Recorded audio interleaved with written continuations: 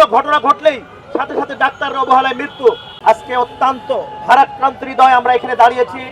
আমরা এনডিএফ এর পক্ষ থেকে এই প্রতিবাদ সমাবেশে দাঁড়িয়েছি, আমরা এই মানববন্ধনে দাঁড়িয়েছি। চিকিৎসকদের তো এখানে থাকার কথা ছিল না, আমার তো এই সময় রোগী দেখার কথা ছিল। যখন দেশে লক্ষ হাজার হাজার শিশু ঘামে আক্রান্ত হয়ে মৃত্যুর যন্ত্রণায় ছটফট করছে, তখন তো আমার সেই শিশুর পাশে থাকার কথা ছিল। আমি কেন আজকে রাস্তায় নেমে এসেছি আপনারা জানেন। গত পরশুদিন আমাদের বিসিএস ক্যাডারের 48তম বিসিএস এর একজন সদস্য ডাক্তার নাসিরের উপর মর্মান্তিক হত্যার উদ্দেশ্যে পরিকল্পিতভাবে আক্রমণ করা হয়েছে।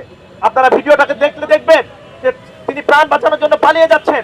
রাগের বহিঃপ্রকাশ হলে তো এরকম ভাবে আক্রমণ হওয়ার কথা ছিল না। তাদের তীরে গিয়ে তাকে মেরে ফেলার উদ্দেশ্যে আক্রমণ করা হয়েছে।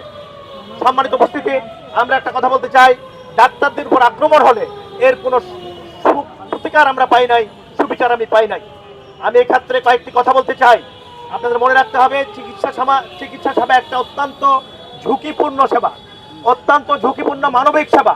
এই মানবিক সেবায় যদি আমরা নিরাপত্তার সাথে চিকিৎসা সেবা দিতে না পারি, আমি সাংবাদিক ভাইদের দৃষ্টি আকর্ষণ করছি, আপনার মা আছে, আপনি নিজে আছেন, আপনার বাবা আছে, আপনার ভাই বোন আছে, বাচ্চা আছে।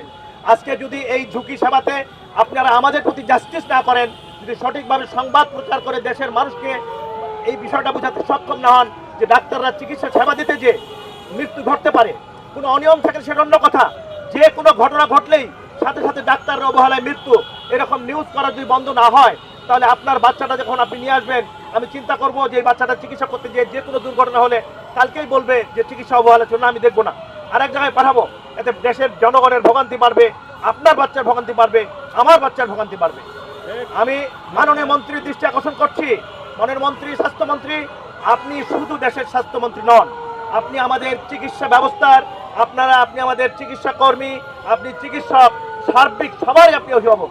আজকে ডাক্তার নাসির উপর আক্রমণ শুধু এক ব্যক্তির উপর আক্রমণ নয়, এটি একটি স্বাস্থ্য সেবা বিভাগের উপর, আমাদের স্বাস্থ্য ব্যবস্থার উপর আক্রমণ।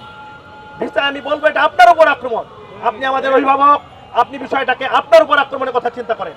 আমি আপনাকে একটা জিনিস স্মরণ করাই দেই, আপনার সঙ্গে আমরা বহুবার আলোচনা করেছি। আপনি বলেছেন যে আপনি দেশের এই স্বাস্থ্য খাতে কাজ করার সুযোগ পেয়েছেন, আপনি একটি যুগান্তকারী পরিবর্তন আনতে চান। আপনাকে আমি অনুরোধ করবো, it is an golden opportunity for you.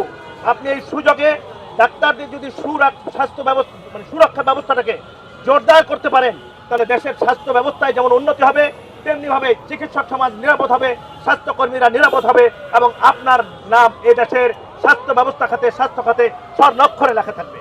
আমরা আপনাকে বলবো